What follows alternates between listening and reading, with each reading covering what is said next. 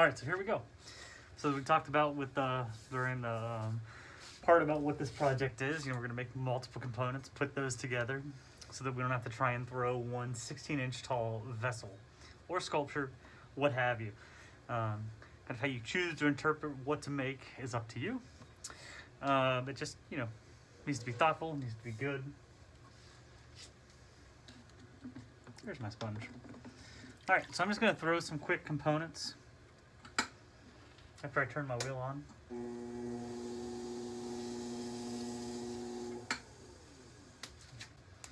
All right. My reference, yeah, okay.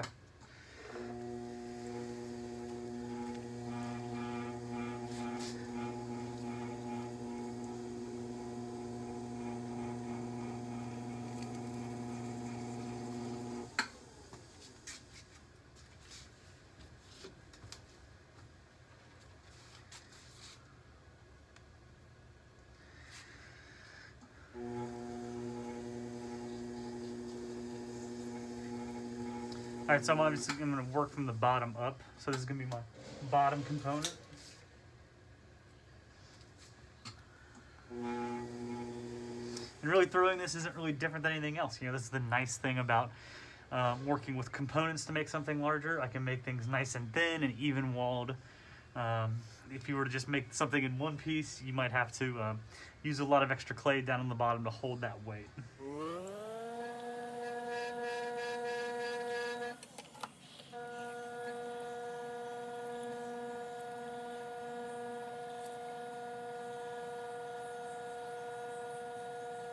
So even if this is sculptural or just a bigger vessel that we might not see the bottom of, we still need to make sure that it's made well, compressed well, and all that jazz.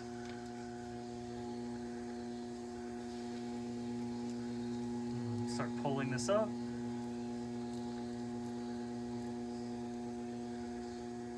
Compressing. And I'm always going to make sure that this top edge is going to be left a little thicker than I normally would. You know, if this was a cup, it wouldn't be this thick. But the fact that I'm going to stack something on top of here, make sure it needs to be a little thick so that I have a good amount of connection.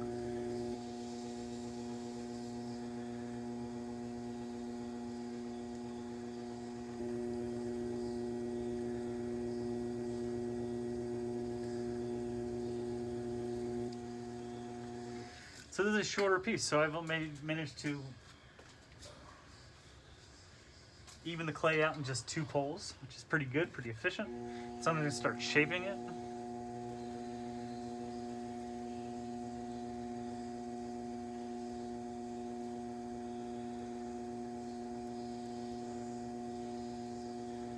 I'm going to flare this out some more. Whoa, that collapsed.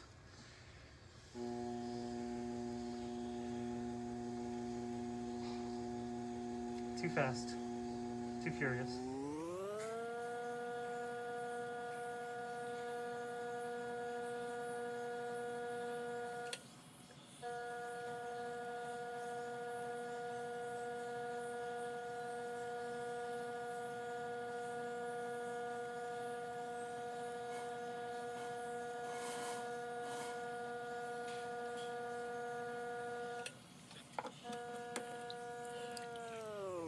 Press the top really nice.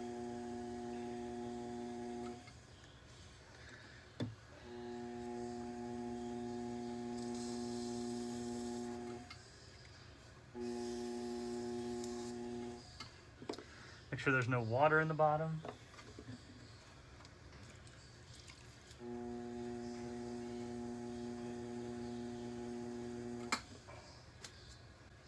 Let's open this a little bit more first.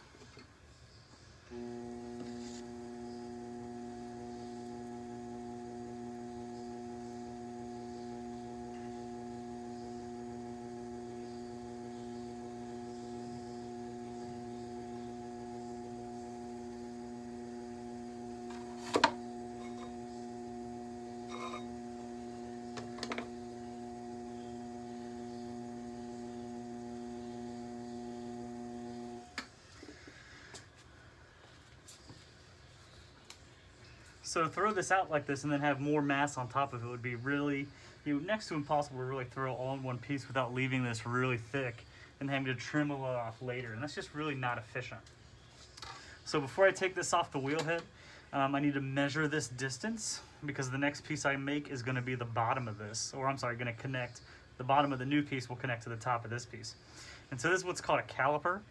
These are over the sink, and these is what we use to measure things on the wheel. So basically, there's a wing nut on it that we can use to tighten and loosen to make it wider or smaller. And I'm just going to extend this out to the width of my rim so I know the size of my next piece. So this is when it gets kind of complicated with things we have to think about. So I'm measuring this right now, and then I'm going to make the piece right now. So we have to think about, things in ceramics don't always survive up to certain points. So what I want to do with this measurement also is, I want to go into my sketchbook where I have this piece already sketched out, and I'm going to copy down what this width is inside of my sketchbook so I can go back and measure this again if I need to remake this middle piece. Because what happens if I make this now and I measure it to this size, and then let's say I go to attach it and something happens to this piece, and I need to remake it. If I measure it to the length of this piece, once it's dried a little bit, it's going to end up being too big because this has shrunk down. And so we need to know this in our real-time dimension, not according to a dried piece.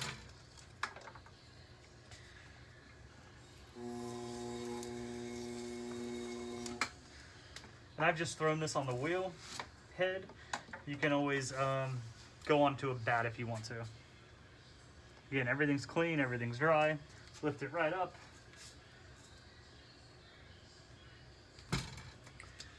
Now I'm ready for my next piece.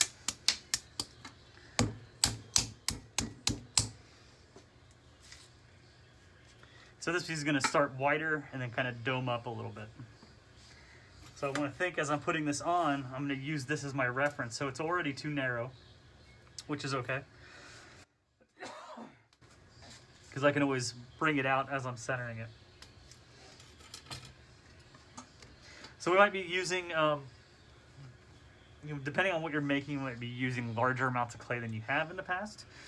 Or maybe just in general, you're still just having trouble centering. Sometimes, if you start with a really good round object, that helps. And then sometimes, similar to, we talked about, using paddles on plates. Sometimes I'll just use my hands to smack the clay as it's spinning gently.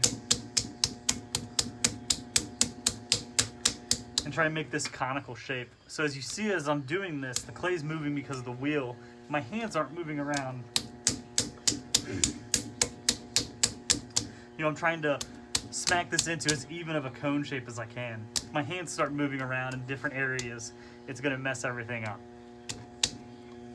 So now it's still obviously not centered, but it's going to be a little bit easier having this conical shape started, I find.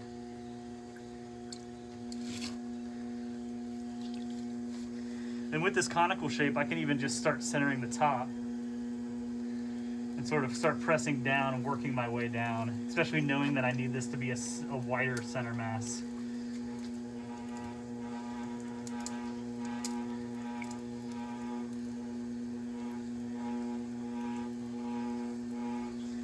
So we can check our width.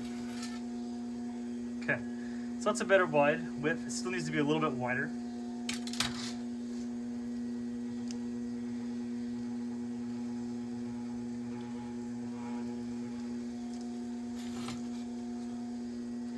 All right, so that looks better. Now I can start dropping the inside and start throwing this. So one thing we have to think about as we're throwing this part is that it doesn't need a bottom to it. I want this to be one open vessel, so I don't want levels of bottoms on the inside. But I am still going to leave a bottom inside of this while I'm throwing it. If I were to just leave a ring of clay and try and pull that, especially something taller, as I was pulling up, I would probably lift the clay up off the wheel head because there's such a small connection point.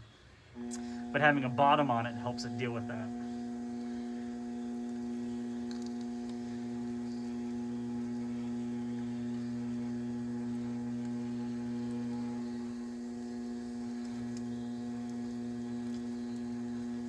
compress after I open up.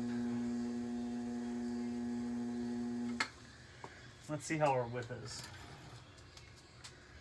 So my rim now is at a good place, but out here has gotten a little bit too wide, which is what I imagined would happen as I was opening it out.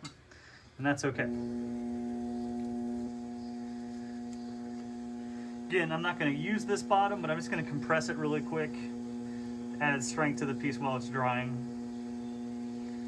And it just looks nice. It's a good habit to get into. Now I'm just ready to start pulling this up.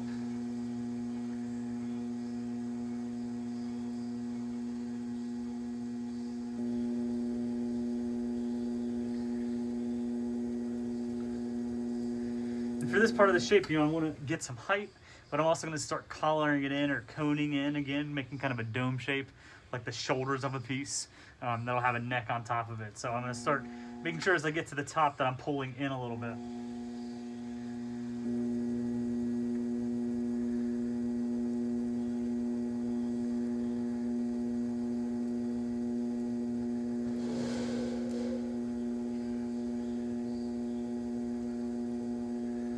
Again, I'm going to compress after I pull.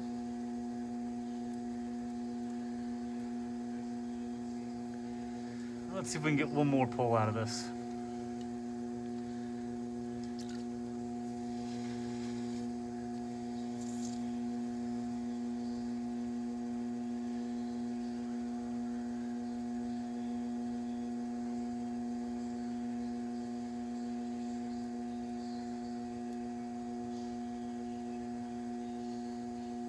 Okay, so again, I'm going to start turning this in a little bit more after I start smoothing it out a little bit. I usually like to try and make kind of a general cylinder form and then shape it.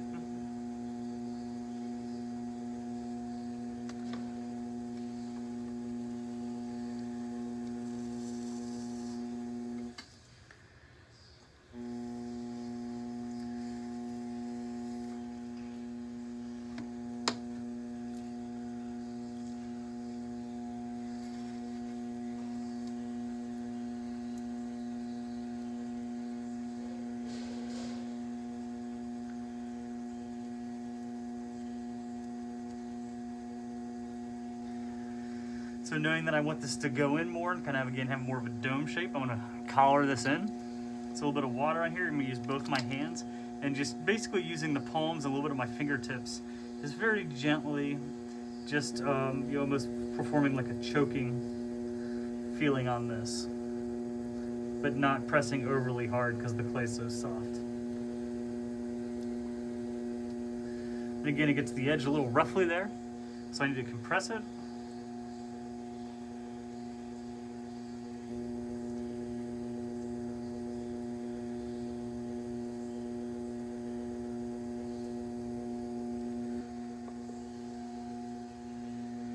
And then I can kind of reshape, because collaring it in like that throws the shape off a little bit.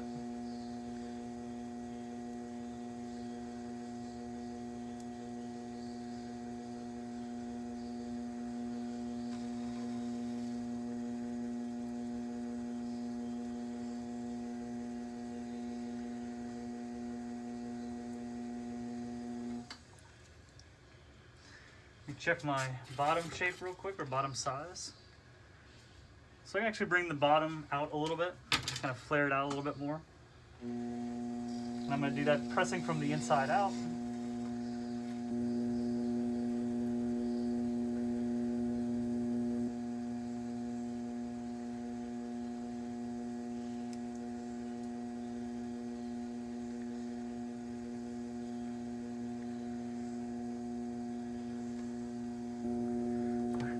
Press this one last time.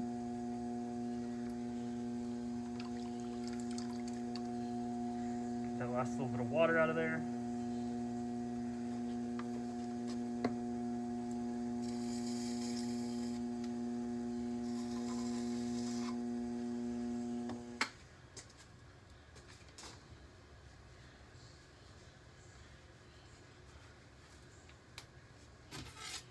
And so now I need a new measurement for my top piece.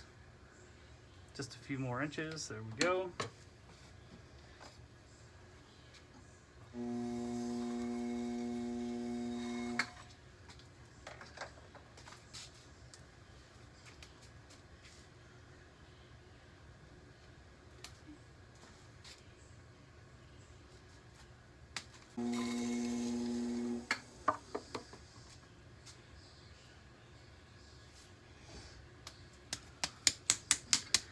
All right, so my next piece is gonna kind of just be like a collar or a stem to sit on top of those shoulders.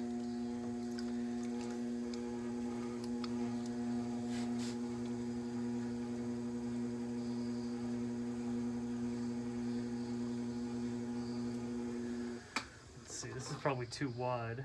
That's actually pretty good. So we'll just start here.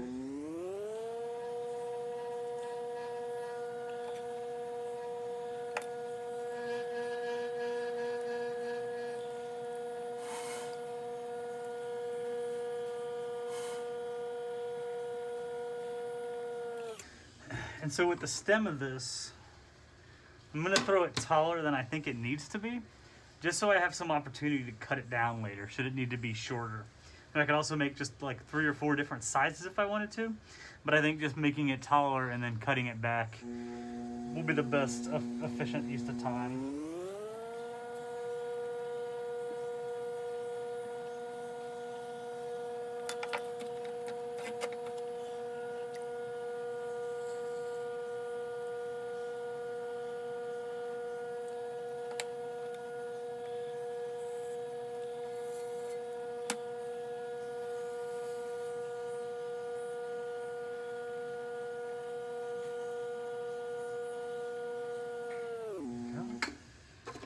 Looks like this might be, yep, just about the same.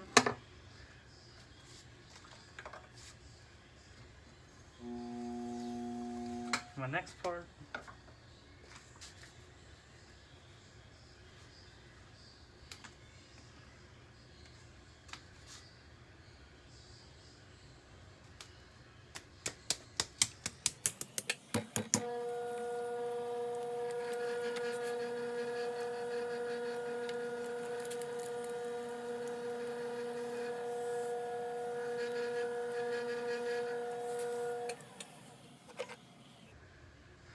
This is gonna be kind of a nice big flare out, almost like a, I guess a bowl shape if you would.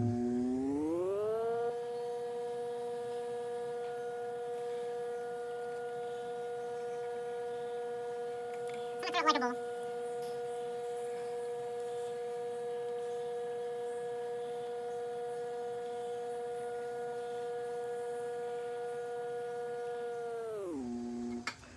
See how my width is. Pretty good. You just kind of compress this and flare it out a little bit more.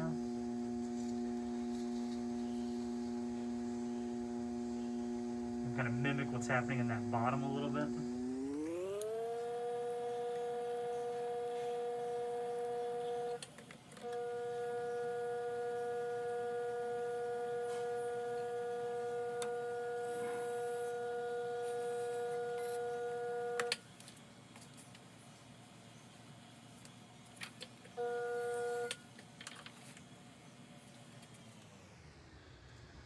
All right, so a little bit, these will get put together.